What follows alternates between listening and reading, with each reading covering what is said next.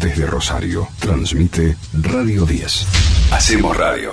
En marzo de 1988, en Argentina, 530.000 docentes de todo el país iniciaron una huelga que duró 43 días lectivos y que convergió en el paro nacional del 16 de abril y en la impactante Marcha Blanca del 23 de mayo de 1988.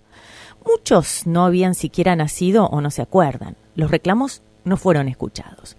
Tuvo que llegar entonces la Carpa Blanca en 1997 para recién a fines de 1999 lograr una de las reivindicaciones históricas de los maestros, que fue la Ley de Financiamiento Educativo. Pero en medio, la respuesta oficial tuvo un incremento de la represión que se cobró la vida de Teresa Rodríguez en una marcha en Cutralcó, en Neuquén. En 2007, cuando se cumplieron 10 años de la instalación de la Carpa Blanca frente al Congreso, era asesinado también en Neuquén el maestro Carlos Fuentealba, cuando un policía hizo fuego contra él. El gobierno neuquino apenas pagó un cierto precio político por el escándalo, pero jamás se responsabilizó por el asesinato. Entonces hay que entender que para los trabajadores de la educación, los asesinatos de Teresa y de Carlos representaron un antes y un después en las luchas docentes, porque ante sus reclamos, la respuesta del Estado fue con balas. Cristina Fernández, ¿se acuerdan? Los acusó a los maestros de huelguistas crónicos. ¿Se acuerdan? De tener condiciones de trabajos privilegiadas, altos salarios, jornadas cortas de trabajo, largos descansos vacacionales. Y ahora ella misma critica al gobierno de Cambiemos por este conflicto histórico en la Argentina.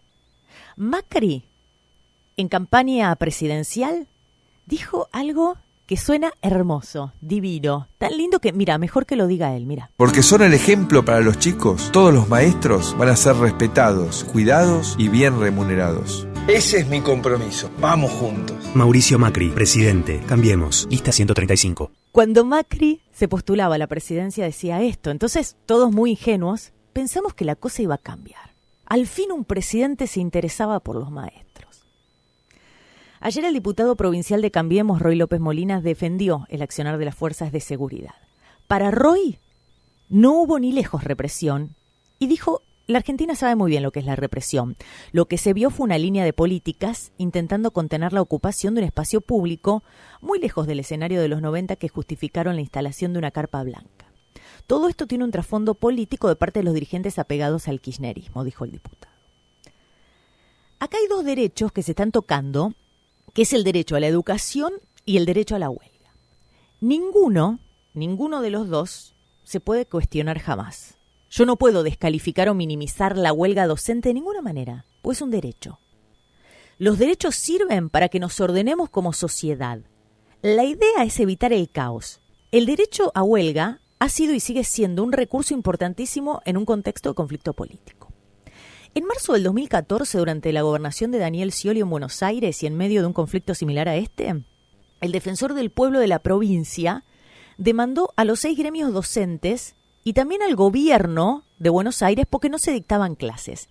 El juez de La Plata, Francisco Terrier, se vio obligado a tomar la causa y a dictaminar una medida debido al carácter urgente de este conflicto porque estaba afectando un derecho fundamental como lo es el derecho a la educación. Entonces este juez de La Plata dictaminó que debe prevalecer el derecho a la educación sobre el derecho a huelga. Terrier dice: analizamos los dos derechos en conflicto, nos inclinamos por respetar el derecho a la educación, pero reconocemos en el fallo que los docentes perciben salarios bajos. Dice que la Convención de los Derechos Humanos no admite la suspensión del derecho de los chicos a recibir educación y no dice nada sobre el derecho a huelga. La lucha por las reivindicaciones salariales por tiempo indefinido choca con los derechos de los chicos. Y ratificó este juez que los docentes vuelvan a las aulas y el gobierno bonaerense que mantenga la vía de diálogo abierta por negociaciones salariales para llegar a un acuerdo en este conflicto.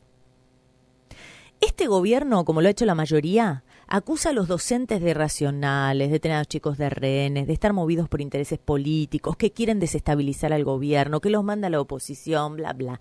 Y esto lo hicieron todos los gobiernos, este no es pionero en este caso. Pero en esta oportunidad, lo que llama la atención es que el conflicto se nacionalizó. que se suspendieron las paritarias nacionales y el gobierno sigue inflexible en esto a pesar de que la justicia le ordenó que convoque a paritaria nacional docente. Esteban Bullrich, el ministro de Educación, dijo que va a apelar el fallo, que el dictamen no es propio de una justicia que queremos que funcione en este país.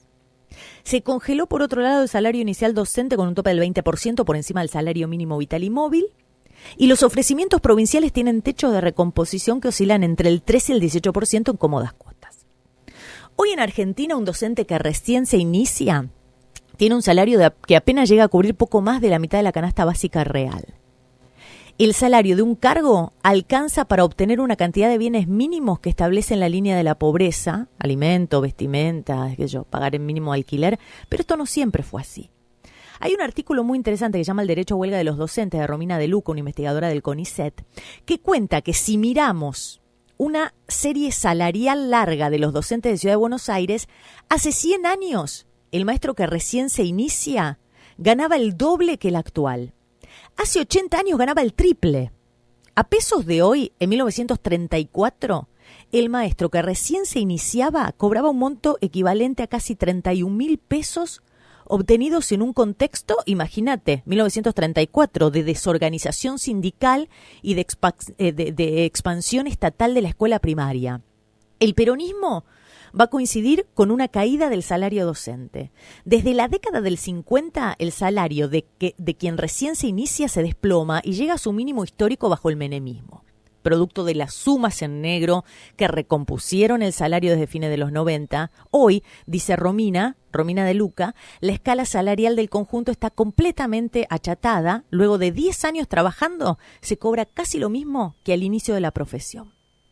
Y otra cosa que dice es que está en juego la defensa del derecho a huelga de todos los trabajadores, porque la discusión actual gira en torno a los valores de pobreza.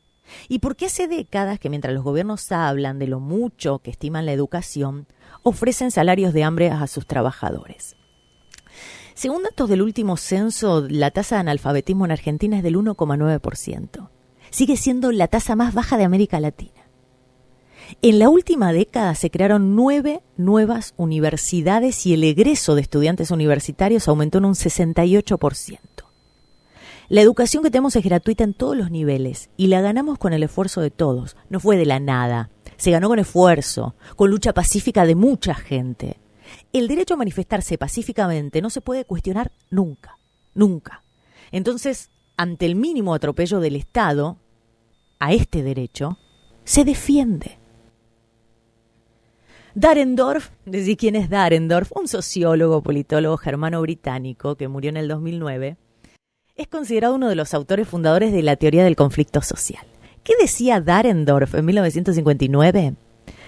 Él tenía la esperanza, decía que podía llegar a ser plausible imaginar que cuanto más reconocidos sean los sindicatos, será menos necesario hacer uso del conflicto como medio táctico de presión para obtener beneficio de las contrapartes.